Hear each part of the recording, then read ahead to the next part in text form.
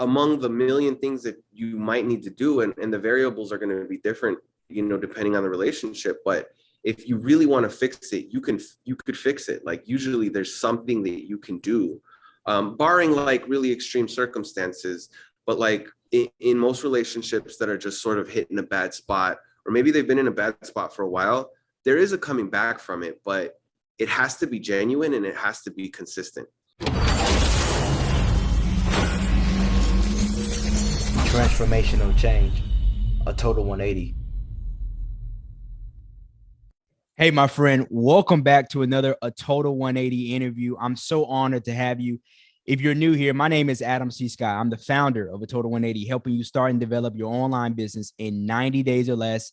And we got another banger interview. I mean, I'm just so honored and pleased to have this gentleman here on the A Total 180 interview. And as we were talking offline, I mean, so many light bulbs went off in my head, and he just had me see things from a whole different perspective as to what he does, why he does what he does, and why it's so important. And he's going to kind of describe to you how he made a total 180, not only in his life, not only in his business, but how he made a total 180 in one of the 6 areas that we talk about, which is relationships. So without further ado, I want to introduce Mr. Tony Rivera to the A Total 180 interview, brother. How are you, man? I'm doing great. Thank you. Thank you for having me. I really appreciate it. And what an intro. Appreciate it. Yes, sir. Yes, sir. So, Tony, if you could just do us a favor and kind of tell us, a little bit about who you are, what you do, and how it is that you got to doing what it is that you do now. Sure. Yeah, absolutely. So, my name is Tony, and I am a relationship coach and mentor, right? So what I do at this moment is I help long-term couples get along again, right? So I help them communicate so that they're not afraid of one another and aren't causing trouble unnecessarily or unintentionally. And I help them really clear up their mindset in order to get rid of any negativity that's been involved in that relationship. And finally, we turn those things into behaviors, so that they're lasting once you're done working with Tony. And then I do stay on standby, so if anything comes up, I'm still available for you. Awesome. And that's a blessing in itself, and so many things that I'm sure you're going to share, man. So you're just going to provide so much insight as to how to repair some of those areas of brokenness in relationships, especially long-term relationships, as you just spoke on. So, that always wasn't what you had in mind, I'm sure. And I know that, you served in the military like me, as well as some of the other people listening, watching, and maybe replaying this. So, talk about, if you can, what was it like coming up for you? I mean, were you in a household where other people, kind of joined or were in the military? Did you see, a healthy marriage coming up, or did you have other siblings that were married and you kind of saw an example from them? What was that childhood upbringing like for you? Yeah. So my mother actually was in the Army before I was, right? And I remember very distinctly throughout childhood her saying, you don't get to serve because I did already, right? I wore that for you. And I'm like, well, you can't tell me don't go do that. Like, now I really want to go and do that, right? So that was absolutely my motivation for later on joining the military, in a fun, rebellious way, right? Turned into one of the greatest experiences of my life, right? But that's kind of how that started. She was a single mom, right? So she worked her butt off. That's what I remember, right? She did whatever she could for us, but there was a lack of that father figure, right? And so I think if anybody who's watching this has been in a similar situation, regardless of how well your mother tries to be there, right? And I think this could apply to whether you're you only have a mom or you only have a dad, right? You sort of have to compensate. You personally have to show up and grow up a little bit faster, if you will, right? I didn't have like a great example of what a healthy relationship should look like, because I didn't get to see one. And so like my upbringing was pretty much a very if you want anything, you have to work very hard for it mentality, right? Blood, sweat, and tears kind of mentality. And realistically, now that I think about it, emotions, interpersonal relations and thoughts and all that, like that was on the back burner. That wasn't important. That's not how you get the money. So that was kind of how I grew up. So, man, it's something, as we're, kind of talking here, you made me think about something. I was just talking about this not too long ago with a good friend of mine, about examples. My godfather said something so profound. He said, in order to be a man, you have to see a man. And it's so difficult to be something that you don't see. Very difficult. And another thing that you kind of touched on is like, as a kid, when your parents tell you to do something, or specifically more so not do something, it's like you want to do that much more, right? Like your parents say, don't touch the stove. Like, what's on the stove?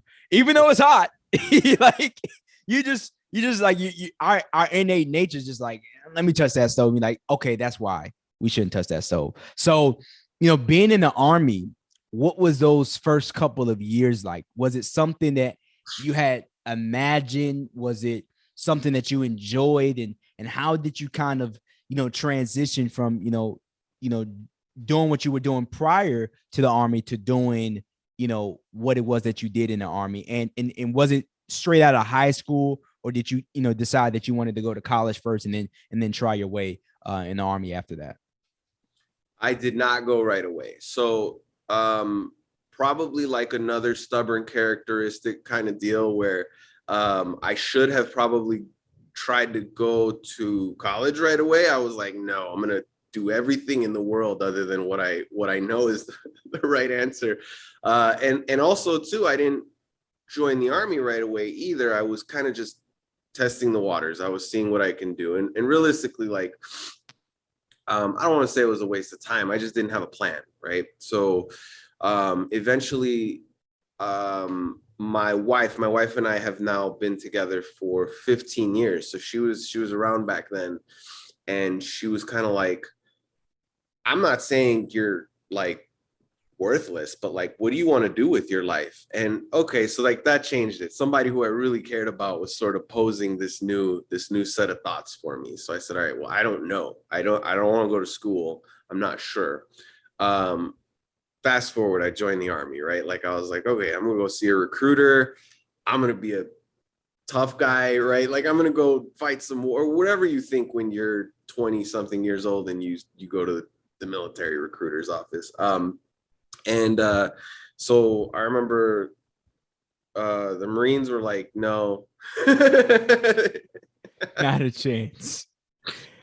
And I don't know, the army office was next door, and I was like, I'll just go see what they've got to say. And they were like, sure, like here's your boots, pretty much. Like they got me in quick.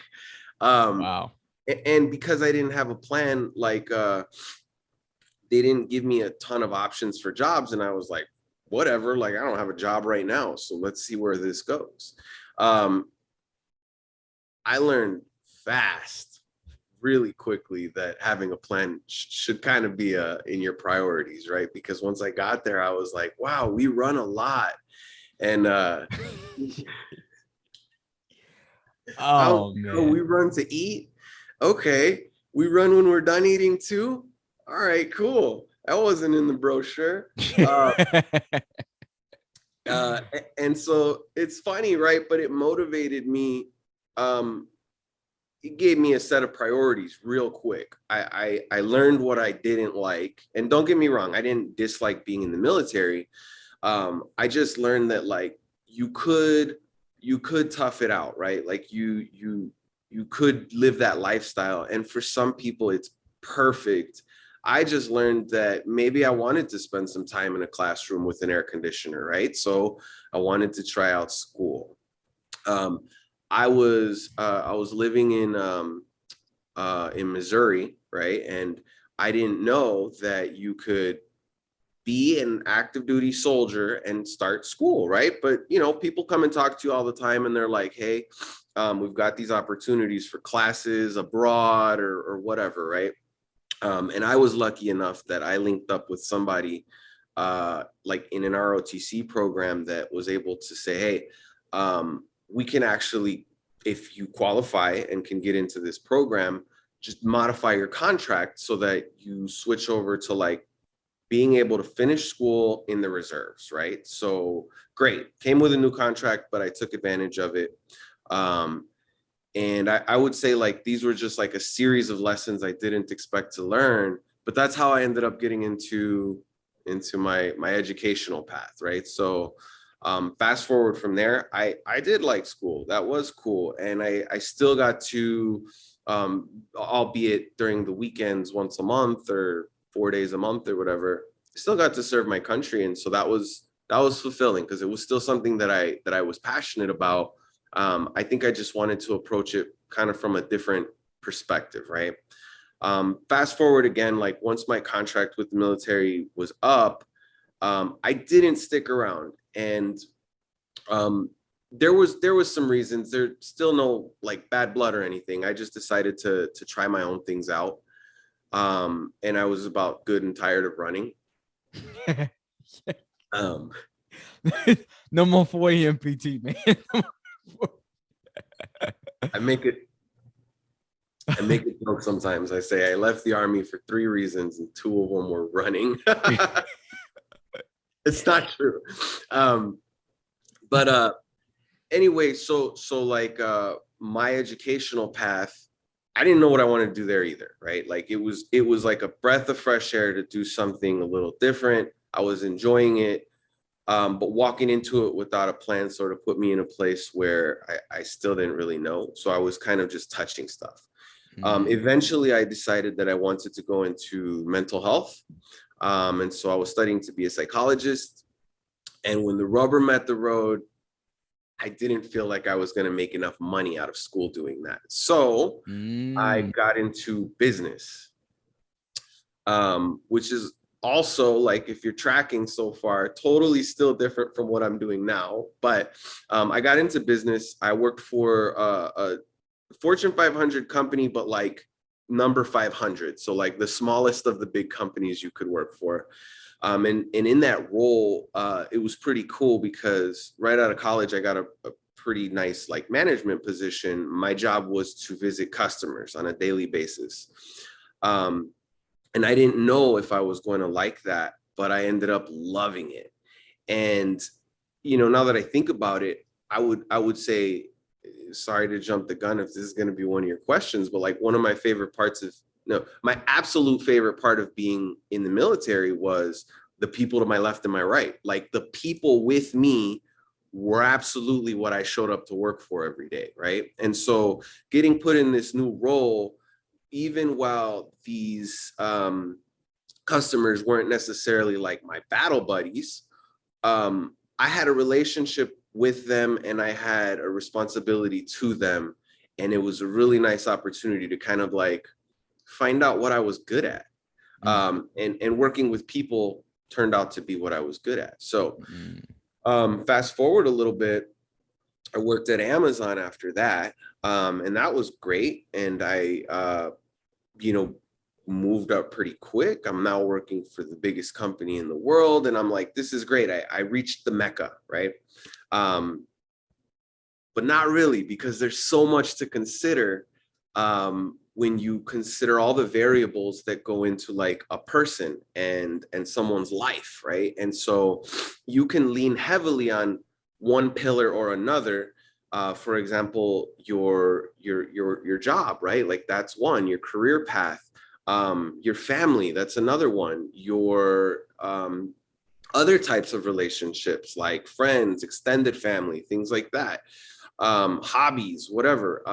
There's so many things that you have to consider, and if you kind of pour too much of yourself into one, then the others kind of cease to get attention. And that's exactly what happened. As much as I absolutely loved working for the biggest company in the world, the place that like I made it. I made my mom proud. I'm a manager for the, I was like overseeing sites by the time I left. What you probably don't think about going into a situation like that is how much it's going to pull from everything else. And so a few years into working there, I separated from my wife that, we were together at years and years, almost our entire lives at that point. Right. And So you guys were together when you guys were in the Navy. Excuse me, the Army.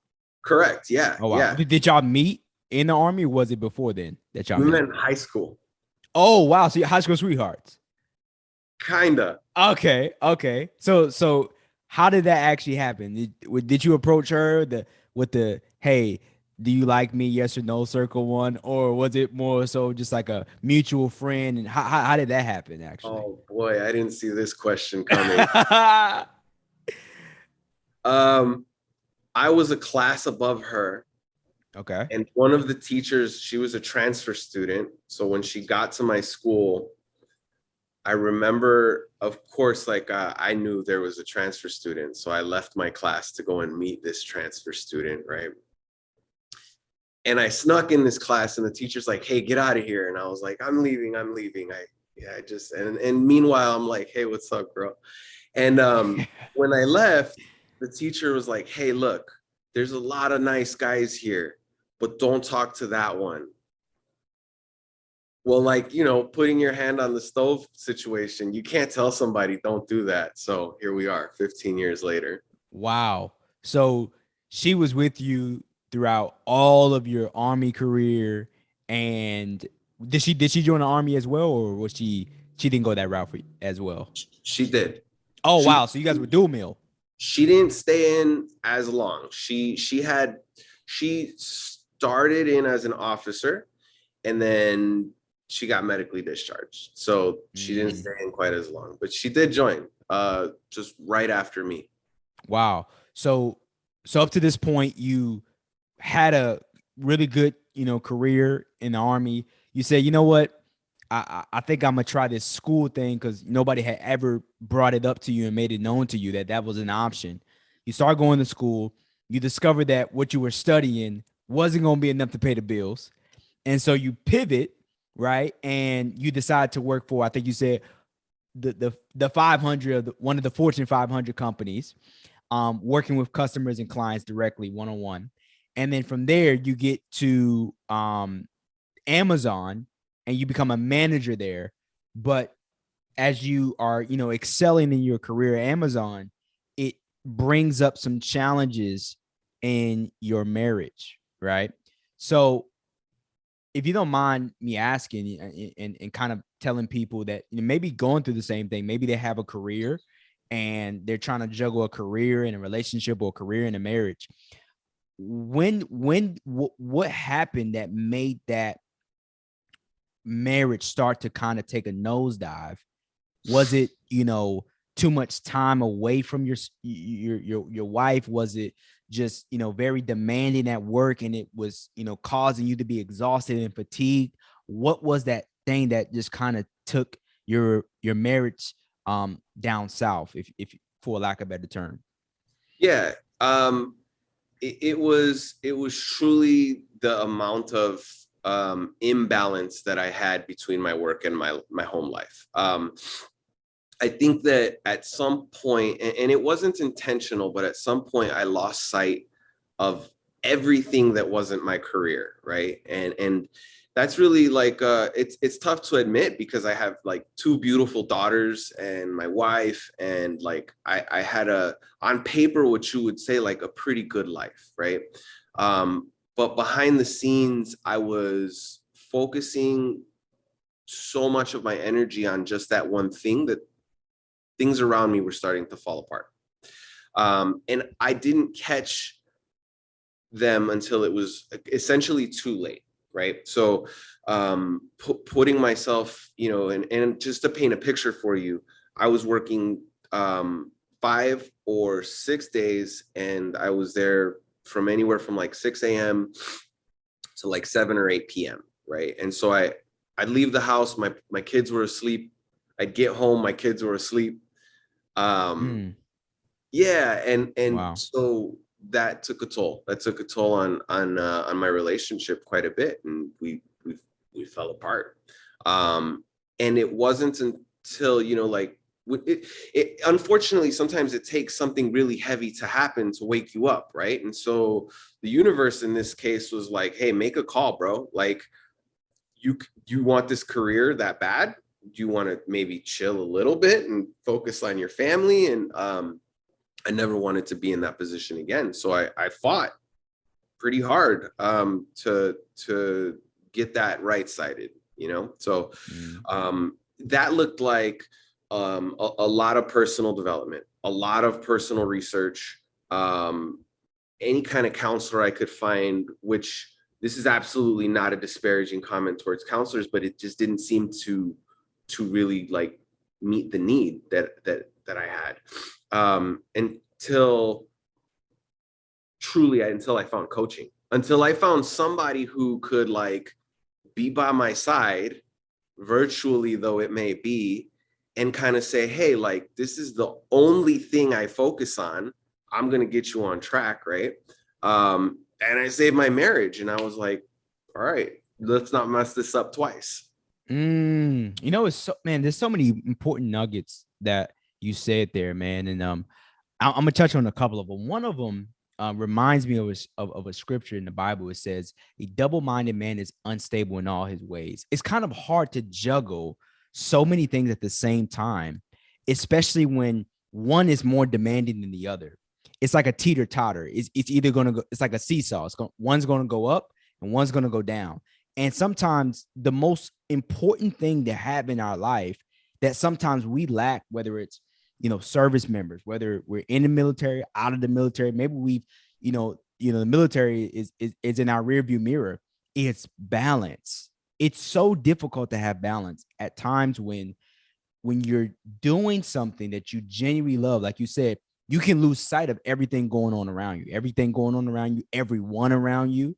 And then sometimes you you get into a place where you're separated, and it's just like, man, it took that for me to see how far I had gone off course.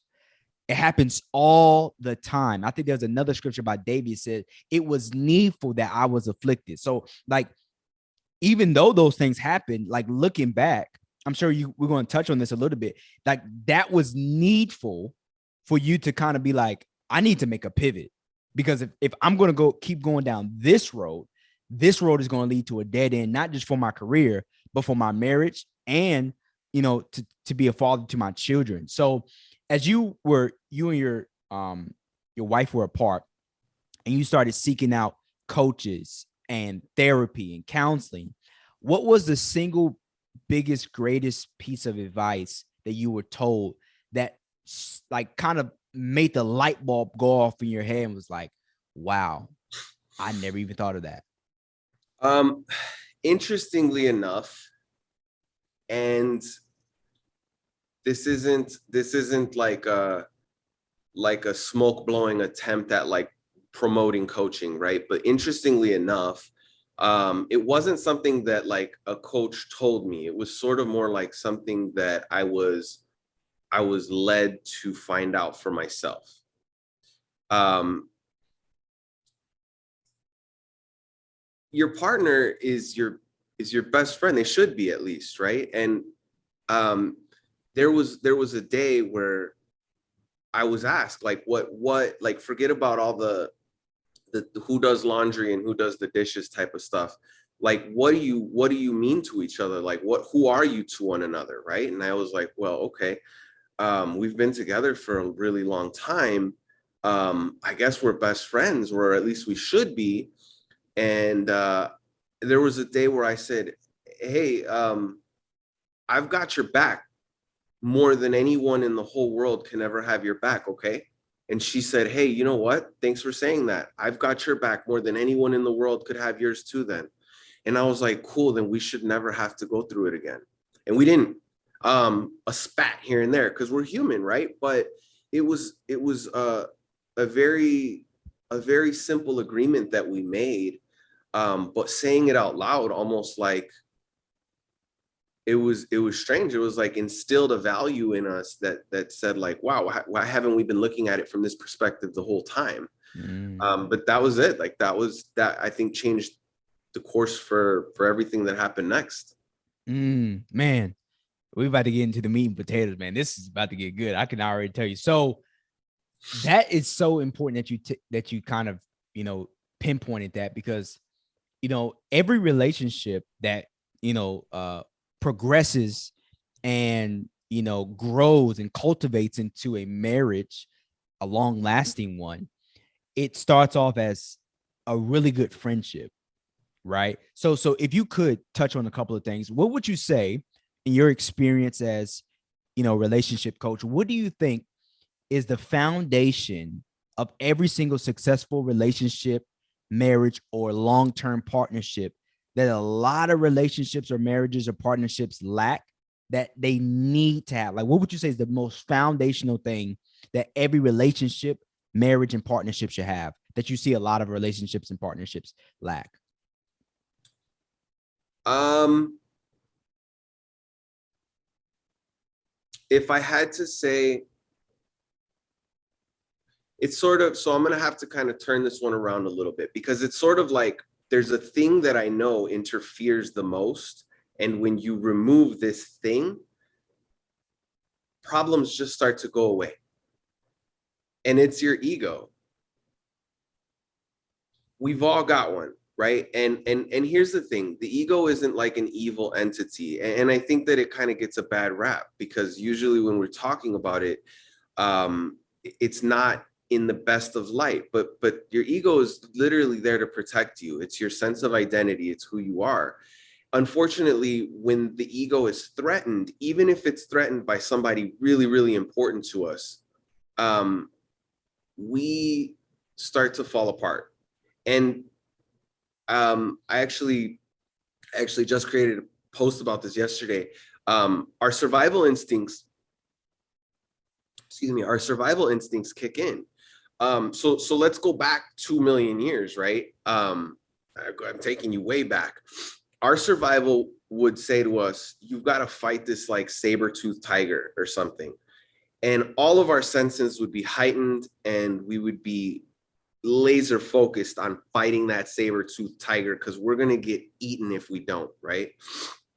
All right, well, humans then and humans now are different, except our survival instincts are very, very similar. The difference is now our survival instincts are protecting us from psychological threats and emotional threats. They're not life-threatening threats. However, we respond to them the same. And when we view those threats, we're viewing them from the perspective of, this is something that can damage me. And so while I'll go back to, your ego is not necessarily like an evil thing, your personality is very closely tied to what's happening in your mind and what's happening emotionally to you, right? And so when we feel like our survival instincts are kicking in, and when we feel like our ego is being threatened, we tend to do things that I like to tell my clients, like, it's not really you. Like, it's not, you're not that evil thing you thought. Like, it's just a thing that we do to survive, if that makes sense, right? So foundationally, like, I think there's more than like one thing that needs to go into making a strong foundation. But I think that it's as simple as taking one thing away to make the whole process so much easier. Ego, that's huge. Man, and it's just like, I'm pretty sure you've listened to J. Cole, um, one of my most favorite coveted artists, and he has a song where it's like, pride is the devil, right? And it's just like, it's pride and ego. It's just like, I know I can do what is required of me to fix or correct the problem or problems that are in my life, but I choose not to because that survival instinct is like, this is a threat to my survival. This is a threat to my livelihood, and it's not.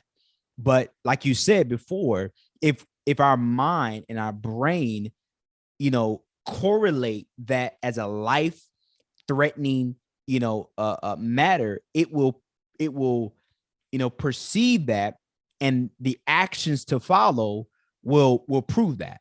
You're going to respond like you're in battle. Right. And you're not. Like, you ain't got no sword, you ain't got no helmet, you ain't got no shield, but it's just like, this is a threat to my peace. So, I have a couple of really good questions I want to ask you. One of which I want to ask you about common misconceptions about relationships and marriage. So, we live in the digital age of social media.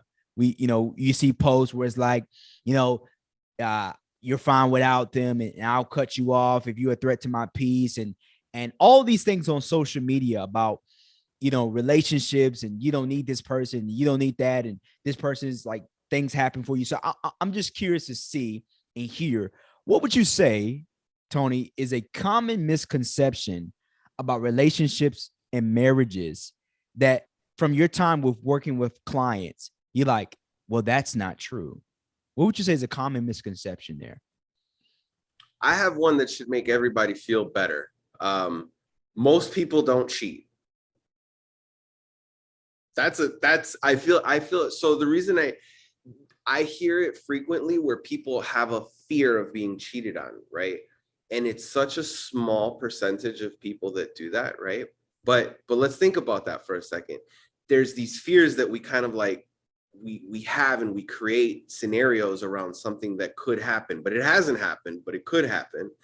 And then we end up in a place where we're like anxious and don't trust our partner, and we're afraid of stuff, and it's unnecessary.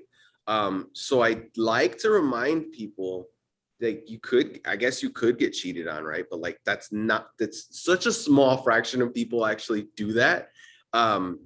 So I like talking about that because it's something that people are so afraid of, but it's like a monster in the closet. Like, it's not usually there once you turn the light on. Mm. Does a lot And of damage feeling like you're going to get cheated on. It makes you so on guard. It puts you back in survival. and the great thing about that, right, is like you're saying, like, it puts you on guard because, like, let's say it does happen, somebody steps out on you, it's just like the next person, and then the next person, and then the next person. It's just like, it's always these trust issues where you're monitoring their every move. They go out, they stay a little bit later than you expect. Where were you at? And it's like, I was out, and it's like, well, let me see your phone. It's like, why are you coming off like that, right? So there's as you know, there's different types of, if you call it, attachment styles, right? There's the anxious attachment style, and then there's the avoidant attachment style, and how would you pinpoint how different attachment styles can mesh and kind of like cohabitat with each other? How can completely different people with different values, if it's possible, I'm just curious, how can these people coexist? It doesn't matter. So I don't work with attachment styles. Okay. There are people that do, right? I'm gonna say most people do, right? Like, most people who work in the world that I'm in, um, I don't care.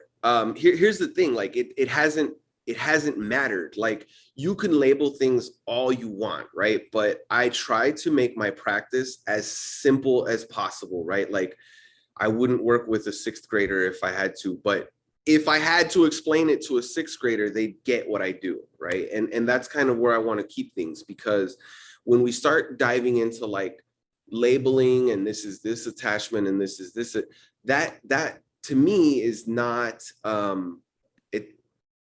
I don't like labels like that. That just, it essentially just opens up a whole nother door to like, here's these other possibilities of things that, and let's just get out of our heads, right? Like, you're a person and I'm a person, and like, yeah, certainly, like, your upbringing and all that is important. But if I had to narrow it down to like why none of that matters, it's because 5 minutes ago is over. We can't go back. And 1 hour Mm. from now hasn't happened yet. So we can't begin to try to predict what's going to, right? Like it doesn't make sense to live there either. Right now is happening though, right? So it doesn't matter what attachment style you've got. If your intention is good, then I can help you communicate that to your partner. I don't care what attachment style they've got, right? Maybe we need to establish a safe space, right? But you could be insecure or completely secure with your partner and feel unsafe. So more than anything, I like to focus on like what is happening right now. Of course, I want to know like, is there did you get cheated on? Like that's important, but more than anything, like right now is what we've got. So I don't want to waste our time trying to correct something that we called ourselves last week, right? Like maybe you carried some of those habits on, but we're here now. That's such a valid point, man. And I'm glad that you're touching on that because, that's something that a lot of coaches and in the relationship and dating space kind of lean more towards is like those attachment styles that we made mention of is like, well, which attachment style are you or which attachment style are you? And then, like you said, those labels can open up a whole nother door that doesn't even need to be open. Right. So a couple of more questions before we kind of wrap up. You've probably studied and seen the growth and the beauty of long lasting marriages, relationships, partnerships with two people, right? And as you observe and as you study those successful relationships, those successful marriages, and those successful partnerships, what single commonality have you seen that has allowed these relationships that you've maybe coached or relationships that you study to last as long as they did, despite the challenges, despite the separation, despite the difficulties, and despite some of the setbacks? I, I think if I gotta narrow it down to one, I'll give you one. I think it's two. I think you have to Yeah, kind go of put ahead. them. Go ahead with your two, man. There ain't nothing wrong with that. I think that it's absolutely got to. You have to consider what I mentioned regarding being in the now, right? Because we go through stuff, right? If we're talking about a long-term relationship, somebody who's been together for 5 years, 10 years, 20 years, I'll give you my example. Like my partner and I have been together for 15 years. We celebrated our anniversary last week. And Congratulations. Thank you. Um, we knew each other when we were like stupid teenagers, right? Like we made mistakes and we knew about each other's mistakes. We split up at a certain point, right? And so these things I'm mentioning because like they don't go away. Like just because you've grown and gotten better doesn't mean that like the past could erase one way or another. But remaining in the present is extremely important because if you have intentions to actually have a positive, productive relationship and your partner does as well, then it wouldn't matter. It doesn't matter. Like it shaped you, it changed you, sure, but you don't have to carry any of it if you don't want to. So remaining present, I think, is critical. But if we remove that from the equation, I would say you could still probably get by with kindness. Kindness is like the one thing. In my opinion, if you took the word love out and didn't try to decipher what love means and you just focused on the word kindness, your relationship would be so much easier. If every time you looked at your partner and said kindness first before you opened your mouth, your relationship would. Somebody try this and give me a call after trying it for like a week and tell me how it goes. Anybody, just give me a call and let me know how it goes after 1 week of saying kindness to myself every time I approach this person, because this should be the love of your life, right? Like this is the person that you picked. At some point, you really liked each other. So why wouldn't we be kinder to them than anyone else, or be kind to everyone? Sure, but like, don't lack it with that person. Dude, man, you hitting on so many cues, man. Like it's just like, man, that like you said, like love and kindness and gentleness and meekness. It's like, you can repay, negativity with negativity, but it just feels so much better when you grow beyond having to resort to negativity, well, responding to negativity with negativity, right? And that's such a great exercise. So a couple of more questions I want to ask you before we kind of wrap things up. One of which is a very important question that I would love to kind of, have you share with people. Um, as you kind of transition into becoming a, relationship coach, and you saw the improvements in your marriage after it looked like it looked bleak. It was like, man, this is not looking good. And it turned around, and you made a total 180 in that space. What would you say and tell people who, even though there's no infidelity, there's no lies, there's no cheating, there's no stealing, maybe they've had some differences, or maybe they've had some disparity on maybe political views or religious views, what would you say is a way where people, whether they're dating, engaged, or married, can turn their relationship, their partnership, or marriage around? How can they make a total 180 the same way you did in your relationship? Um, it takes a lot. It takes a lot of work. It definitely takes a lot of work. I would say that you have to want it. Um, I think that all too often we're like in a situation where we're checking boxes, and that happens when, like, you see that a lot, like in relationships that have fallen apart. Well, I tried, right? But like, if your heart's not in it, it's not going to work. It doesn't matter if you tried. And so, like, among the million things that you might need to do, and the variables are going to be different, depending on the relationship. But if you really want to fix it, you could fix it. Like, usually there's something that you can do, barring like really extreme circumstances.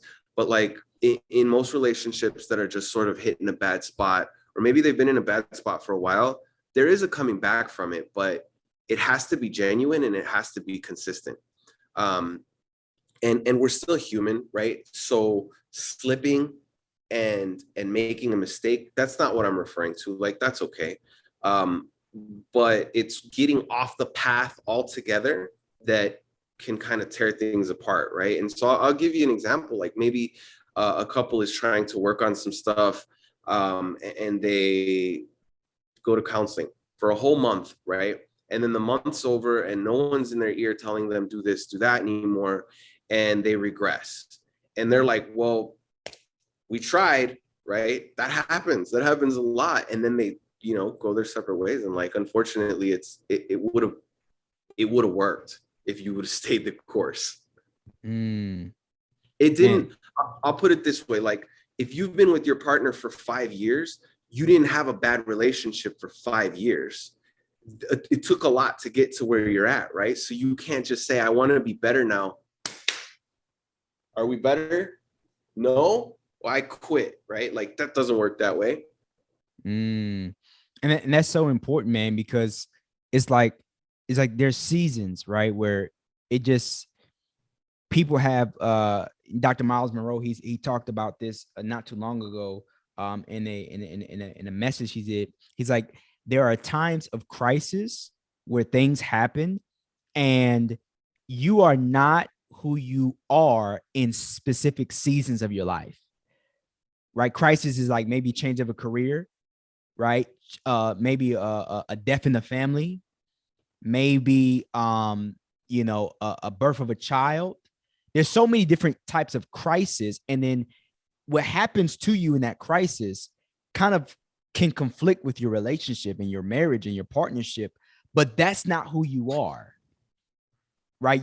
You people make mistakes, but mistakes don't make people, right? So as we wrap up, I would love for you to kind of share with people, why you're so passionate about what it is you do with coaching, long lasting, relationships, to kind of, be able to rekindle that love if it kind of dwindled out.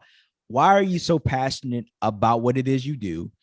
And what have you seen in the industry that requires someone of your expertise?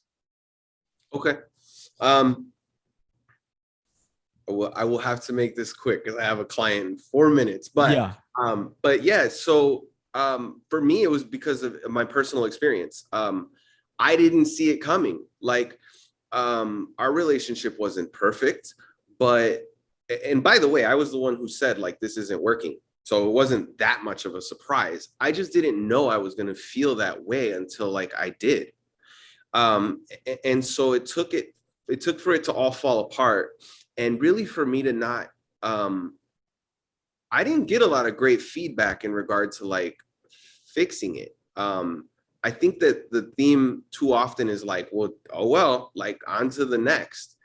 um and I didn't want that for the rest of the world. I figured out how to fix the unfixable and repair something that was all the way broken in half. And I was like, I'm going to get really good at this, and I don't want anybody to go through it.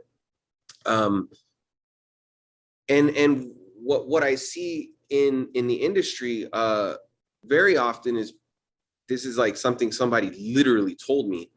Relationships are just like that, right? So somebody was in a really bad relationship, and they were like, "Well, it's just like that," and I was like, "What? What? Like, who hurt you? No, that's not how it goes."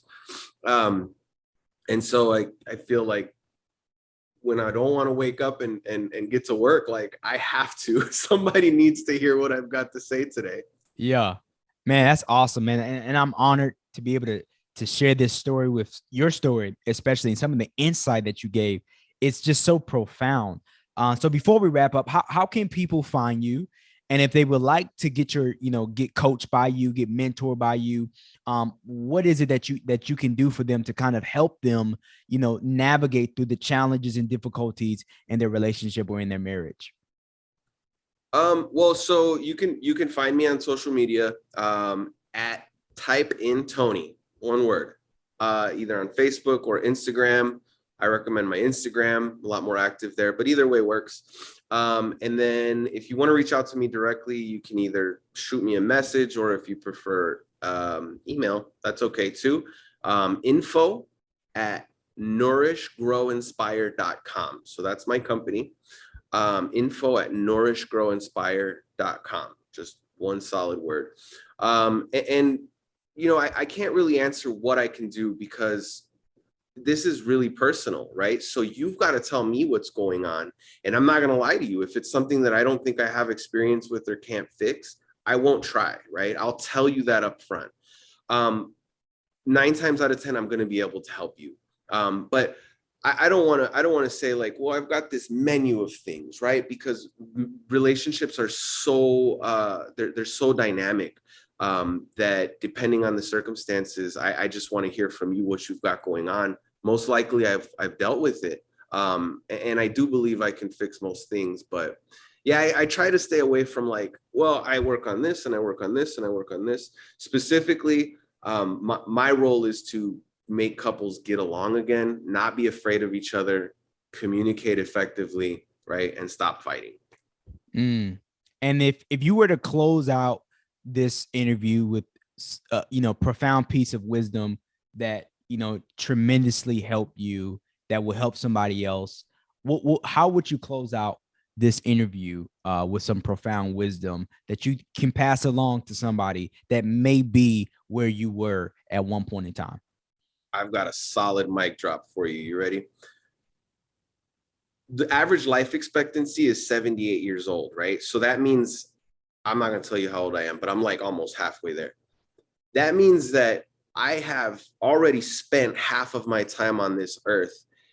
I don't have a whole lot of time left to do the things that I want to do. I don't have a lot of time left to get in shape or to fix my relationship or to start that business or whatever, right? And one day I'm going to be on my deathbed, and I'm either going to be full of regret because I didn't do something that I wanted to do, that I needed to do, that was maybe causing me pain and I was looking the other way, or I'm going to feel satisfied even if I failed 1,000 times because I took my shot. That's my advice. Don't be on your deathbed full of regret. If you've got something that you need to do, just do it. Take the leap and pick yourself back up if it doesn't work. Couldn't close it out any better than that. Tony, man, it was an honor. It was a great privilege to have you on this A Total 180 interview. And I'm so grateful that you would impart the wisdom, the knowledge, and the insight that can help maybe revive some relationships, some partnerships, and even some marriages. So again, bro, I want to give you your flowers. I want to thank you so much for sharing with us how you made a total 180 and where they can find you. And I'm so honored to be able to share your story with the rest of the world. So, ladies and gentlemen, if you made it this far, I just want to say thank you for allowing us to impart some wisdom into you and be able to kind of give you some insight on how to make a total 180 specifically in the relationship area of your life. Tony, man, again, it was a great honor. To all of you that are listening and watching and maybe replaying this, leave a like on this video, comment down below a nugget or a few nuggets that you took away. And if you have a friend or family or relative that needs to hear this, go ahead and send it to them. They can probably take something away from this that they can apply in their relationship as well. Again, Tony, it was an honor. I love you, brother. I appreciate you. And I can't wait to see all the many great things that are going to come your way in the near future, bro. Such a great pleasure to be on your show. I really appreciate this. And hey, thank you for your time. Give me a fist bump. Boom. My guy. Again, ladies and gentlemen, thank you for making it this far. We will catch you in the next Total 180 interview. Bye for now. Hey, my friend, I hope you thoroughly enjoyed that interview as much as I did hosting it. And I know you can't wait till the next one comes out. But in the meantime, while you're waiting for the next interview to come out, if you're, listening to this and you're thinking to yourself, man, I really want to implement the stuff that he talked about, and I'm really ready to take my online business to the next level, there's a free training I did where I covered 3 intangible steps to help you start and develop your online business in 90 days or less. Go to atotal180.com/military to get that training there for free. And if you're ready to implement that training, once you've watched it and you're like, Adam, I'm stuck. I really want to go to the next level. I really want to make a total 180, but I'm just not in the right mind frame. And I really need somebody to hold me accountable to my goals, my dreams, and my aspirations. And you want to hop on a call with me or my team, go to atotal180.com/apply and schedule your clarity conversation phone call. And we'll discuss how we can help you implement the framework and my free training. Again, that's atotal180.com/apply so we can help you implement the framework that you'll get in a free training by hopping on a 15-minute conversation with me or my team. Again, I look forward to sharing with you the next interview to come, and I know for a fact you're going to get incredible value from it. I will catch you in the next one.